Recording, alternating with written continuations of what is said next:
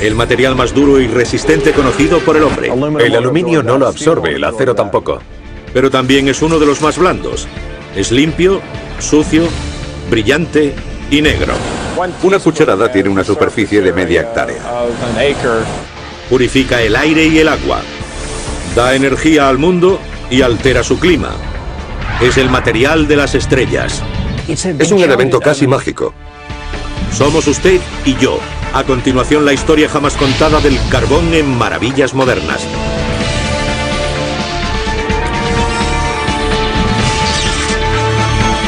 Maravillas Modernas. Carbón. Este ejemplar de fuerza tecnológica es conocido como Champ Car.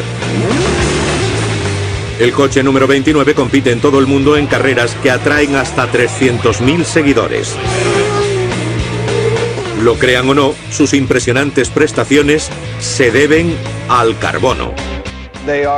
Son coches de carreras similares a los de la Fórmula 1. Con su configuración aerodinámica y su potencia alcanzan los 362 kilómetros por hora. Generan una fuerza de succión de 1.500 kilogramos que les permitiría desplazarse boca abajo pegados al techo.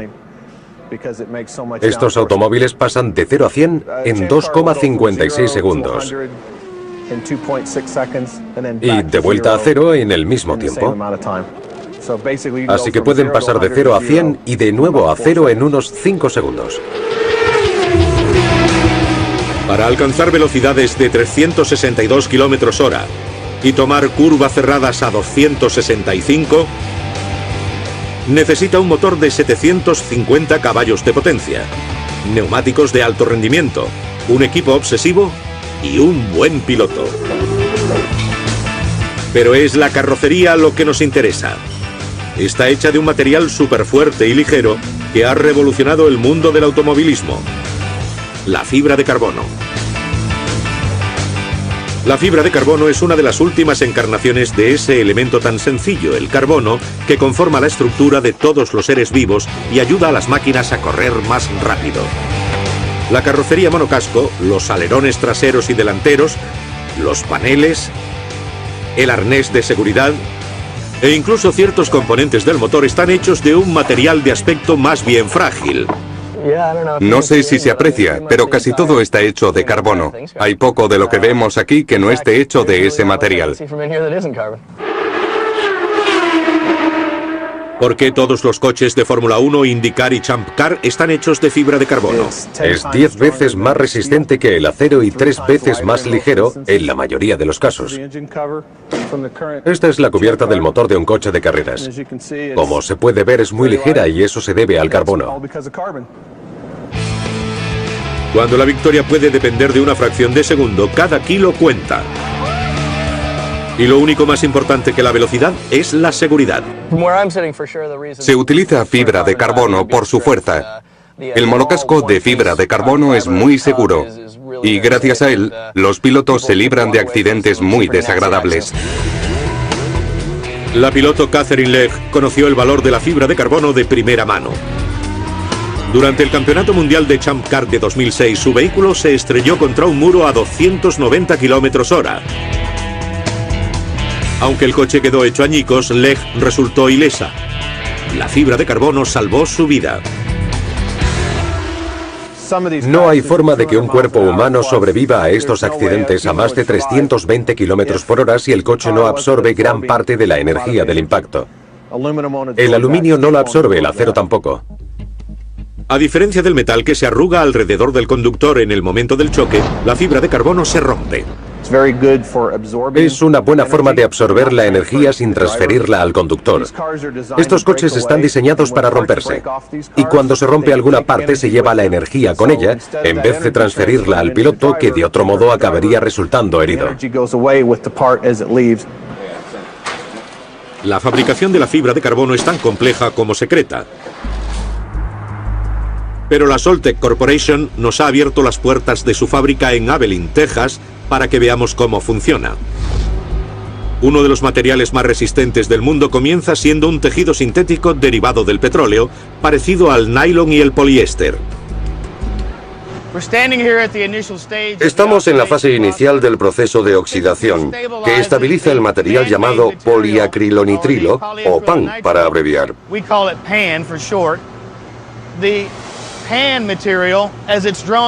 Introducimos el pan en el primer horno de oxidación, y a medida que empieza a cocerse, empieza a cambiar de color.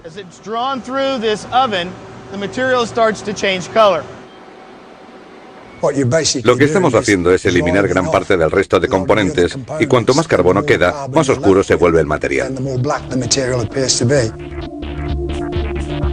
La cocción lenta permite al oxígeno del aire unirse a los átomos de carbono, que pasan a formar una cadena en forma de escalera mucho más resistente. Del proceso de estabilización se obtiene un material muy fuerte, con un 68% de carbono llamado pirona. En esta etapa, el material se utiliza para crear el freno de un avión. Aunque el compuesto de pirona tenga resistencia suficiente para detener un avión, convertirlo en una fibra con un 100% de carbono requiere mucho más calor. Este es uno de los hornos de alta temperatura que completa la carbonización de la fibra. Tenemos un total de 5. Y en su interior se extraen los restos de hidrógeno y nitrógeno para conseguir la fibra de carbono. Es la parte más crítica del proceso, porque la temperatura que apliquemos define exactamente el módulo o la rigidez de la fibra y el límite de elasticidad. Por ello es muy importante mantener un control preciso del horno en esta fase del proceso. La fibra es calentada en ausencia de oxígeno para que no arda.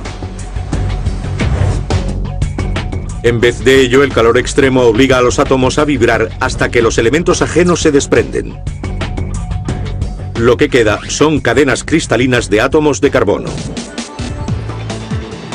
El proceso consigue fusionar los átomos de carbono de una forma muy resistente que requiere gran cantidad de energía para romperse.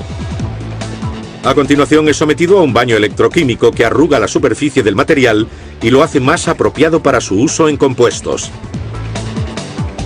El último paso es semejante al de cualquier fábrica textil. La fibra de carbono es enrollada en bobinas. La fibra, con un diámetro 10 veces inferior al del cabello humano, se puede cortar como cualquier hilo. Pero cuando se trenzan 50.000 fibras, empieza a mostrar su fuerza. Pero ¿cómo pasa la fibra de carbono de esto a esto? Primero se confecciona un tejido para otorgarle fuerza multidireccional. A continuación, el tejido se coloca sobre un molde del vehículo. Se le aplica resina y se calienta en un autoclave. El autoclave calienta el tejido de carbono hasta convertirlo en un duro armazón con la forma del molde. Para simplificarlo, empieza siendo un trozo de rayón como el de cualquier camisa. Y tras pasar por el horno acaba convirtiéndose en algo que puede resistir un impacto a 320 km por hora y el piloto sale por su pie. Por supuesto, la fibra de carbono no solo sirve para la competición, también se está abriendo camino en los automóviles de gama alta y en las aspas fuertes y ligeras de algunas de las turbinas más grandes del mundo. Pero el uso más espectacular está en el nuevo avión de pasajeros de Boeing, el 787 Dreamliner, presentado en 2008. El fuselaje y la estructura de las alas son casi por completo un compuesto reforzado de fibra de carbono. Lo más importante de la fibra de carbono es su fuerza, su ligereza y su resistencia a la corrosión. Esas son las 3 características claves. Así que el Dreamliner pesa mucho menos que si hubiera sido fabricado el metal, lo que aumenta la eficiencia energética. Eso significa un billete más asequible aunque suba el precio del combustible. En los años 70, Boeing calculó que por cada kilo que se elimina del peso de un avión, se podían ahorrar hasta 100.000 euros en combustible a lo largo de su vida útil. En aquella época, el petróleo costaba unos $12 el barril. Ahora el ahorro sería mucho mayor. Mientras otros aviones tienen que mantener una presión en cabina equivalente a la de 2.500 metros sobre el nivel del mar, el Dreamliner, con su resistente armazón, puede mantenerla equivalente a 1.800 metros. Y dado que la fibra de carbono no se corroe, la mezcla del aire en cabina puede ser mucho más húmeda. Se acabó la sequedad de ojos y gargantas tras un vuelo largo. Han tardado 50 años en crear un avión nuevo. Pero el Dreamliner es el más eficiente de todos y se debe a la fibra de carbono. Por supuesto, la fibra de carbono es solo una parte de lo que nos da el carbón. Intenten imaginar un mundo sin carbón o incluso un bólido de carreras sin carbono. No podemos olvidar la elegante pintura derivada del hidrocarburo. Tampoco podríamos frenar sin las pastillas de carbono. Pero no importa, porque también nos quedaríamos sin el combustible de metano, los neumáticos, la carrocería y por último y no menos importante, la forma de vida que lo conduce basada en el carbono. Todos los elementos importantes de este coche y del mundo contienen carbono. Es crucial para la formación de los enlaces que conforman los seres vivos y el material que a ciertos seres vivos les gusta fabricar. El carbono es el elemento más abundante del universo y forma estructuras muy sólidas. Por supuesto, el hidrógeno, el oxígeno y el helio son más abundantes. Pero el carbono forma estructuras. De hecho, es un elemento único, casi mágico. La clave reside en la configuración y el tamaño del átomo de carbono. Lo que hace que el carbono sea tan versátil son dos cosas. La primera es la cantidad de electrones que tiene en la capa externa. Su valencia es 4. Y la segunda es que se encuentra en la primera fila de la tabla periódica de los elementos, lo que significa que es muy pequeño. El átomo de carbono se une a elementos mayores como metales, cediéndoles sus electrones de valencia. Y a elementos más pequeños como los gases, ganándoles sus electrones. Como resultado, el carbono forma una enorme variedad de compuestos. Actualmente se conocen más de 10 millones de compuestos de carbono. El enlace más estable entre átomos de carbono se da en los diamantes, una trama cristalina de carbono puro. Los diamantes tienen una dureza extrema porque los átomos de carbono que contienen se han ido comprimiendo a lo largo de miles de millones de años hasta formar esa red entrecruzada tetraédrica. Este tipo de enlace entre los átomos convierte al diamante en un material extremadamente resistente. De hecho, es el material natural más duro conocido. El carbono, con su exclusiva capacidad de combinación, es también el componente esencial de todo ser vivo. De ahí la expresión forma de vida basada en el carbono. El carbono es el elemento químico ideal. Es lo suficientemente estable para crear el material de la vida y las reacciones con las que está relacionada, pero también es bastante inestable, de modo que no necesita mucha energía para esas reacciones químicas. Es esta combinación ideal de estabilidad y reactividad lo que convierte al carbono en la columna vertebral de todos los seres vivos. Gracias a su capacidad de adhesión, los azúcares simples se transforman en moléculas complejas como el ADN. Realmente es el elemento de la vida. La flora rica en carbono de la época prehistórica ha resultado ser nuestra principal fuente de energía. ¿Pero existe algún modo de quemarlo sin contribuir al calentamiento global?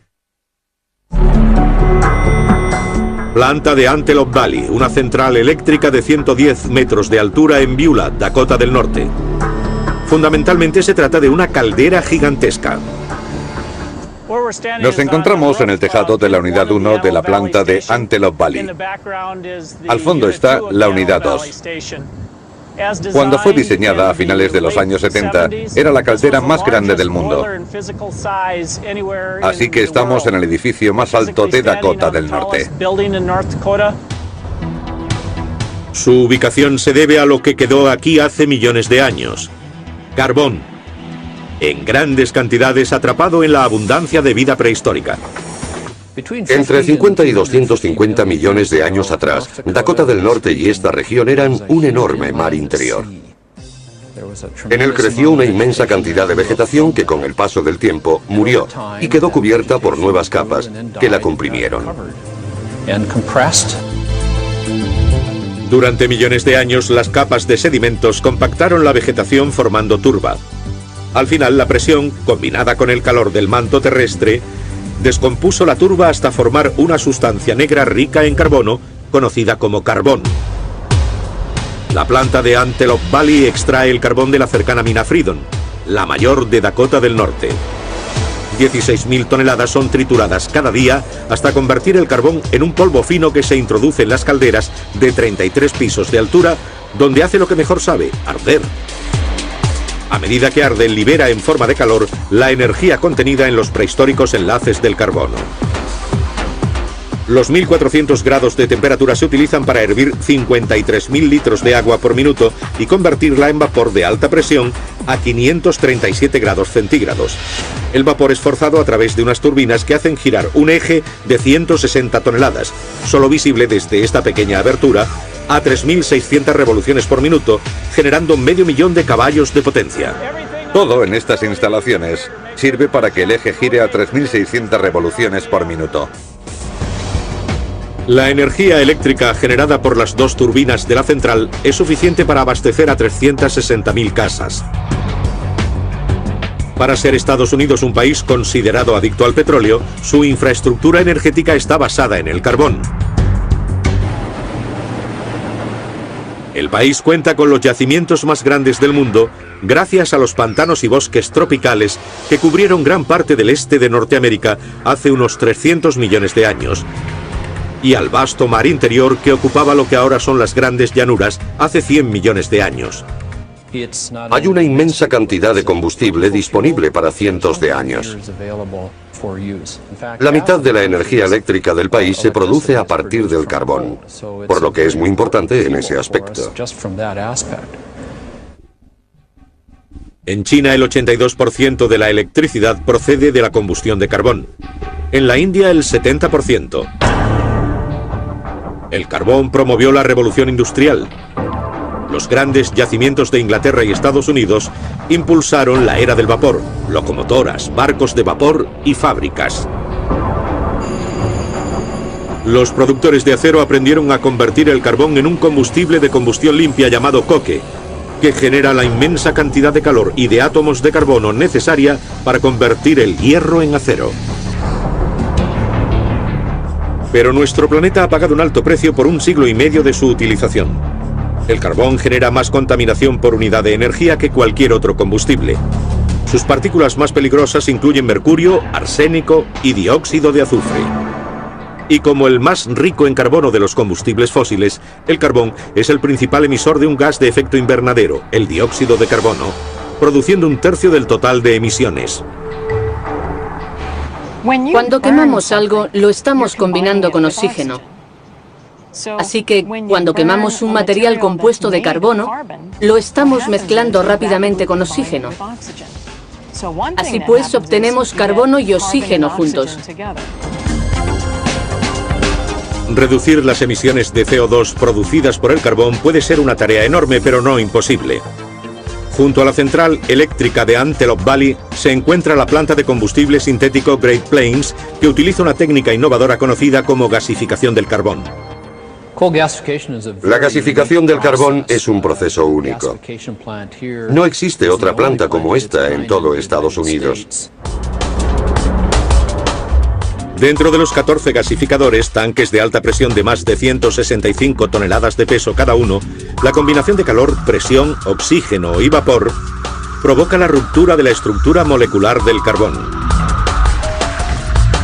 El hidrógeno y el carbono forman metano puro o gas natural. Y mientras que el producto principal, el metano, es canalizado para su utilización como combustible, otros compuestos, como el sulfato de amonio, son recogidos y empleados para hacer fertilizantes. Creo que lo mejor de esta planta es que es el sueño de todo químico. A diferencia de las centrales de combustión de carbón, que liberan una mezcla de gases, las de combustibles sintéticos pueden separar, capturar y condensar sus emisiones de dióxido de carbono. Esta corriente de gases de desecho es canalizada hasta yacimientos petrolíferos agotados de Canadá. Allí el CO2 es inyectado a muchos cientos de metros bajo la superficie en formaciones de rocas porosas que lo atrapan de forma permanente. El proceso se denomina aislamiento del CO2 y su tecnología apenas ha empezado a desarrollarse. Mientras tanto, las emisiones mundiales de dióxido de carbono aumentan cada año, en parte debido al incremento del uso del carbón. Pero también está en auge otra forma de energía basada en el carbono. En vez de fuentes de energía prehistóricas, las centrales aprovechan la capacidad de las plantas para consumir el dióxido de carbono del aire. Las plantas son las recicladoras de carbono de la biosfera. Sin ellas, la vida animal no sería posible, ya que éstas toman el dióxido de carbono de la atmósfera y utilizan la energía solar para fijarlo y convertirlo en parte de su estructura. La mayor parte de la estructura de una planta está formada por celulosa y hemicelulosa, complejas cadenas de azúcares que forman el resistente tejido fibroso que las mantiene erguidas. Durante 3 décadas, un grupo de científicos ha trabajado para convertir esos azúcares celulosos en etanol, un combustible orgánico que se utiliza cada vez más en vehículos. A diferencia del etanol de maíz, que se produce a partir de la fermentación del grano, el etanol de celulosa procede de la fermentación de toda la planta, de cualquier planta. Lo mejor es que en el mundo abunda la celulosa. Hay cientos de miles de millones de toneladas. Lo peor es que la madre naturaleza diseñó las paredes celulares de las plantas, las moléculas de celulosa, y no resulta fácil descomponerlas en azúcares. Pero gracias a los avances tecnológicos, especialmente en el campo de los enzimas y otros compuestos capaces de descomponer la celulosa en azúcares fermentables, los científicos han dado con un modo de reemplazar un combustible fósil, el petróleo, con uno vivo, el etanol de celulosa. Este cuenta con muchas ventajas medioambientales. A diferencia del maíz, las plantas ricas en celulosa, como el mijo, prosperan en las tierras baldías y requieren pocos o ningún pesticida o fertilizante, que normalmente se obtienen de los combustibles fósiles.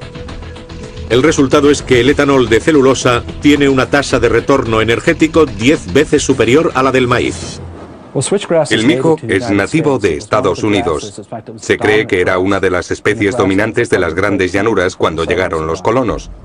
Es una gramínea perenne, por lo que es muy buena a la hora de fijar el dióxido de carbono. Al ser una gramínea perenne, su raíz sigue segregando dióxido de carbono al suelo, incluso después de cosechar el tallo. Así que es cuestión de economía.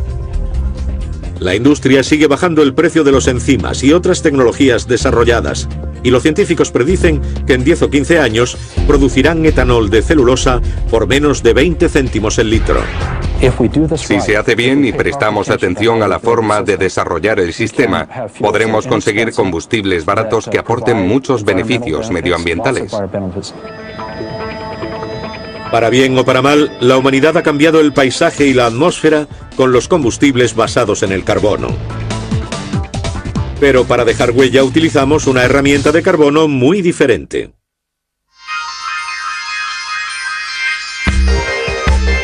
Tomemos los átomos de carbono puro del diamante. Cambiemos su rígida estructura de malla en una pila de láminas sueltas y habremos transformado uno de los materiales más duros del mundo en uno de los minerales más blandos del planeta, el grafito. Aquí tenemos grafito en su forma sólida. Como podemos ver, la superficie es muy plana y representa lo que sería la lámina superior, por así decirlo, de la capa de grafito. Y todas las capas que están debajo apenas están sujetas entre sí por esa fuerza intermolecular que se rompe fácilmente y permite el deslizamiento de las láminas. Cualquiera que haya utilizado grafito para abrir una cerradura atascada sabe que la estructura resbaladiza del mineral lo convierte en un buen lubricante industrial. Y mucho más, ya que puede soportar temperaturas muy elevadas. La industria del acero lo utiliza para lubricar estas puertas que tienen que abrirse y cerrarse continuamente. Lo utilizan en calderas y crisoles, en los frenos y los cojinetes. En la parte inferior de la lanzadera espacial, esas losetas que aíslan a la nave del calor durante las reentradas también están hechas de un producto de grafito. Pero el grafito se ha hecho famoso por su capacidad para dejar huella. En la fábrica de lápices General Pencil de Nueva Jersey, un grupo de fabricantes convierten el polvo de grafito y los bloques de madera de cedro en el instrumento de escritura más fiable del mundo. Seguimos siendo la fábrica de lápices más antiguas de Estados Unidos. La empresa es familiar y la sigue llevando la familia fundadora. Llevamos ya 100 años en este edificio.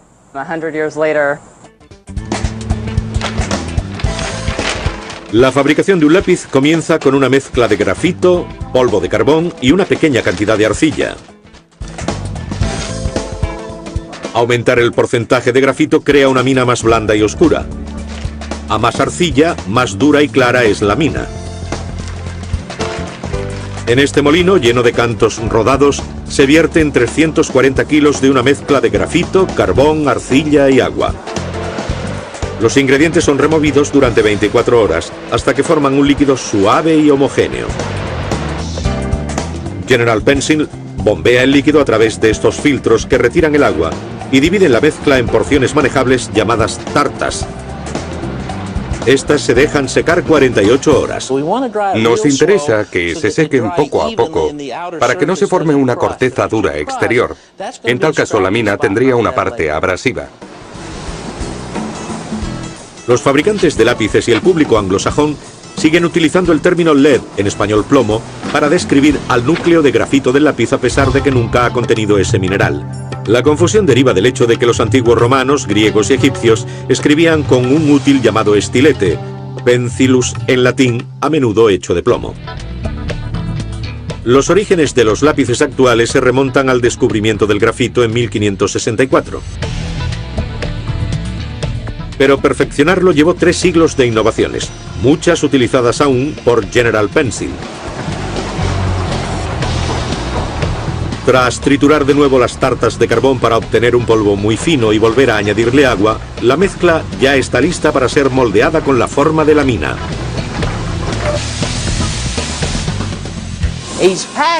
Está prensando el material para extraer todo el aire de la mezcla. Igual que para hacer una figurita de arcilla. Si quedara algo de aire, explotaría al introducirla aquí. Bien, John ya ha cargado nuestro cilindro. Ahora por primera vez la mezcla toma la forma de la mina del lápiz. Las minas salen por este orificio y pasan por la rueda cortadora. A medida que la mina pasa por las cuchillas, estas la cortan con una medida determinada y le dan la forma apropiada.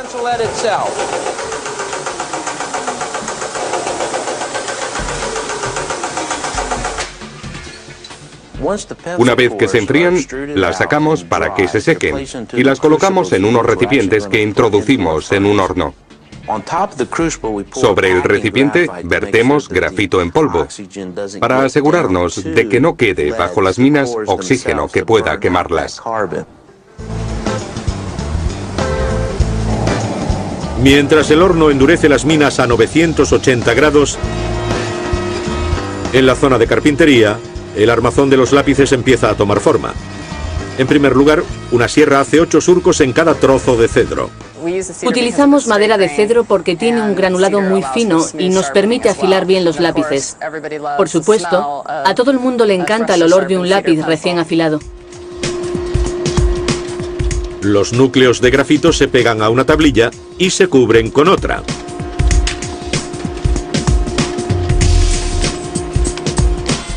Una vez secas, las tablillas son cortadas en forma de lápices redondos o hexagonales. Hacemos lápices hexagonales y redondos. Tradicionalmente, los lápices hexagonales se hacían para que no cayeran rodando del pupitre. A continuación, los lápices son lijados, pintados y equipados con un elemento de metal llamado contera, que lleva la goma de borrar. También se les imprimen unas letras o números que indican el grado de dureza y su oscuridad. La escala HB. El 1 es el más blando. El 2 es blando y deja una buena marca oscura. El 3 es algo más duro y el 4 es extra duro. Los lápices del número 2 también dejan una marca fácil de leer por los escáneres ópticos. Por eso, desde los años 60, los estudiantes de Estados Unidos tenían que usarlos para hacer los test. El número 2 es solo una de las opciones de la amplia gama de variedades. Para obtener un trazo fino y ligero, un ingeniero debería utilizar un 5H. Un artista que necesite trazos más gruesos debería emplear un 8B. Una de las ventajas del lápiz sobre el bolígrafo es que con el simple hecho de presionar con la mano, se cambia la textura, la intensidad, la ligereza, el tono y la marca del trazo, algo que no se puede conseguir con un bolígrafo. El grafito actúa dejando un rastro de sí mismo. Pero otra forma de carbono no tiene igual a la hora de absorber otras sustancias y mantiene nuestro aire, nuestra agua e incluso nuestros pies limpios y frescos. En las colinas de Kentucky, junto a la frontera de Virginia Occidental, la Calgon Carbon Corporation produce una sustancia negra, granular y poco interesante que bien podría habernos salvado la vida. Es el elemento clave en máscaras antigas, antídotos contra el veneno, purificadores de aire, filtros de agua y cientos de productos más. Se conoce como carbón activado. El carbón tiene una gran capacidad de combinación. En el carbón activado esta capacidad se multiplica con la adición de poros microscópicos. Los poros internos dan al carbón activado una enorme superficie y lo convierten en el material más absorbente conocido por la humanidad. Una cucharada de carbón activado tiene una superficie de media hectárea. Y 1 gramo, el equivalente a un campo de fútbol. Con su capacidad para absorber productos químicos peligrosos, o sabores, olores y colores indeseables, el carbón activado podría ser el material más útil del mundo. Intento pensar en cuántas veces al día entra una persona en contacto con el carbón activado y me he cansado después de terminar el desayuno. Cuando nos duchamos, los champús y geles contienen productos químicos que han sido purificados con carbón activado. Hay componentes de la pasta de dientes que también han sido purificados con carbón activado. Si el café del desayuno es descafeinado, también se ha utilizado carbón activado en el proceso de descafeinización, igual que el agua depurada y el edulcorante. ¿Cómo se hace el carbón activado? En la central de Calgon, la fábrica de carbón activado granular más grande del mundo, todo comienza con unos gránulos de carbón bituminoso, una variedad dura baja en ceniza. Los gránulos son vertidos en un horno rotatorio de 35 metros. El propósito principal del horno es calentar las partículas de carbón de un modo estrictamente controlado, de forma que se desprenda toda la materia volátil que pueda tener adherida. Durante el proceso el carbón pasa de temperatura ambiente hasta 480 grados centígrados. El horneado produce un carbón puro que se introduce en la torre activadora. La torre de 27 metros es una especie de horno bastante complejo. Unos chorros de vapor y oxígeno alimentan una llama viva. El material es calentado hasta 550 o 580 grados centígrados en presencia del vapor. Lo que estamos viendo es el fogón del activador. El vapor penetra en las partículas de carbón abriendo millones de diminutos poros y creando canales que posteriormente sirven para absorber cualquier sustancia indeseable. El carbón, ahora ya activado, es enfriado, tamizado y cargado en contenedores, desde bolsas de 500 kilos hasta cisternas de 2 toneladas. Existen cientos de productos de carbón activado, diseñados específicamente para distintos tipos de impurezas, ya se encuentren en el aire o en el agua, pero el principio es prácticamente el mismo. El azul de metileno es una de las soluciones de color que utilizamos para medir el tamaño de los poros en el carbón. Es una prueba bastante común del carbón activado. Como vemos, el nivel de carbón llega hasta aquí, y el azul de metileno queda por encima. Vamos a dejar pasar la solución a través del carbón que va absorbiendo las moléculas de color que hay en el agua. La capacidad del carbón activado para eliminar colores lo hace indispensable para los fabricantes de comida y bebida que lo utilizan para hacer cerveza clara y azúcar blanca. Pero la función principal del carbón activado es absorber productos químicos peligrosos del agua a su paso por la planta de tratamiento. A medida que el agua atraviesa una capa de gránulos de carbón activado, este absorbe las moléculas orgánicas, ya sea causantes de mal sabor, olor e incluso las dañinas para el ser humano, como pesticidas o herbicidas. Como el carbón activado no mata a los microorganismos, las depuradoras utilizan cloro para suministrar agua potable. La tecnología de filtros de carbón activado ha llegado al ámbito doméstico, donde se utilizan para eliminar cualquier impureza o sabor a cloro.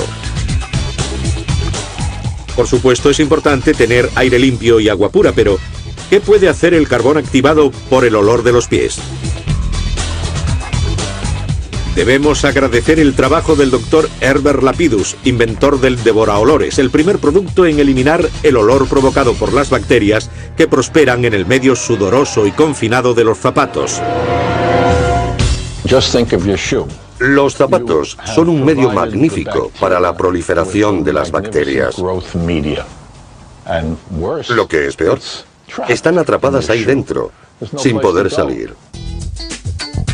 Para absorber las bacterias, el proceso de Lapidus se basa en el carbón activado derivado de una fuente inesperada. Utilizamos el carbón derivado de cáscaras del coco. Es de gran calidad y mucho más caro. Pero me interesa en pequeñas cantidades, así que busqué el mejor.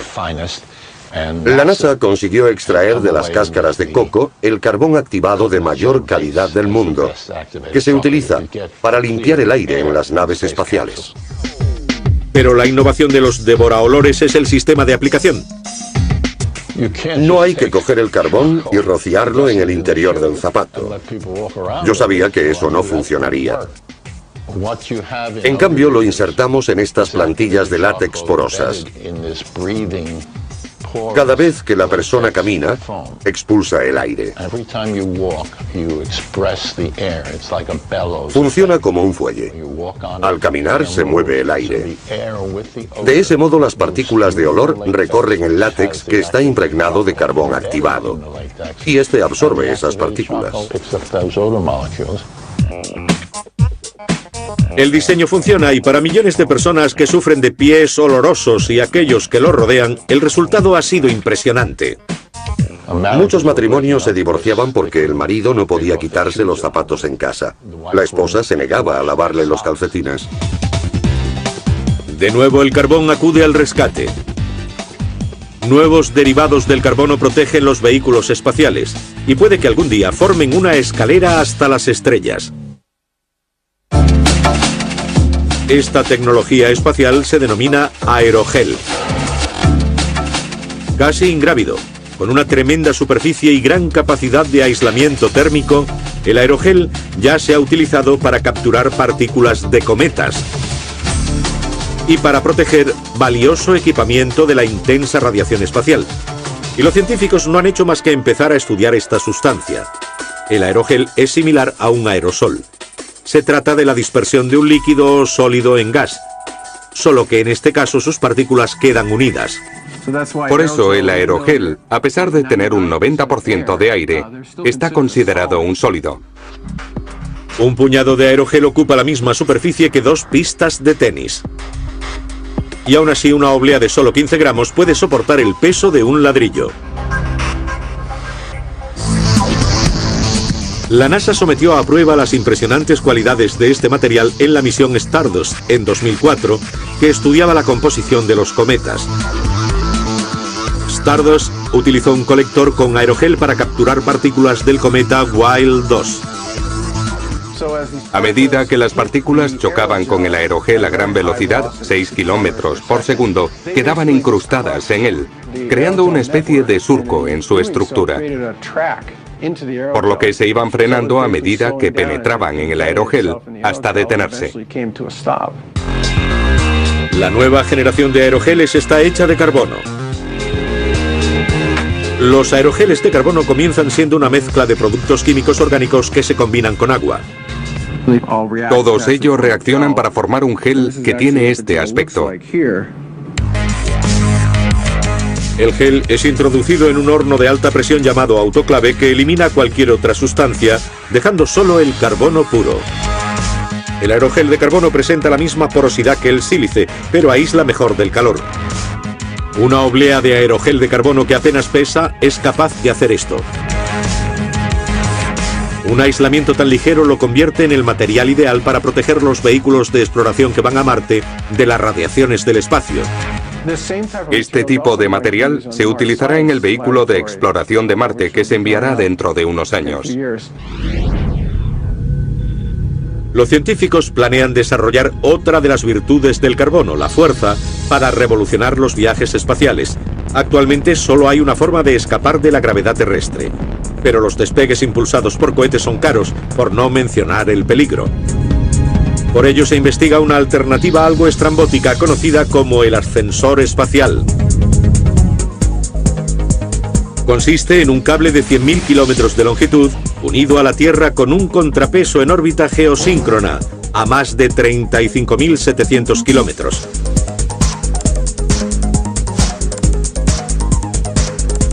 La fuerza centrípeta ejercida por el anclaje contra la velocidad orbital del contrapeso permitiría mantener una tensión suficiente en el cable para la subida de cargamento al espacio. El ascensor espacial es una idea fascinante. ¿Por qué no se ha hecho antes? Porque con los materiales actuales el peso del cable provocaría su caída a la Tierra. Pero existe un material que podría funcionar, los nanotubos de carbono. Los nanotubos de carbono tienen una combinación de propiedades única. Son duros, son resistentes, 10 veces más que el acero y 6 veces más ligeros. Los nanotubos de carbono son partículas de grafito nanométricas cuya estructura ha sido reforzada radicalmente. Si esto representa una capa de grafito, esto es un nanotubo de carbono. Las partículas están dispuestas en capas microscópicas, formando estructuras a gran escala. De repente, la idea de un ascensor espacial no es tan estrafalaria. Al ser los nanotubos 100 veces más fuertes que el acero y 6 veces más ligeros, parece una idea factible, y la NASA ya la está estudiando.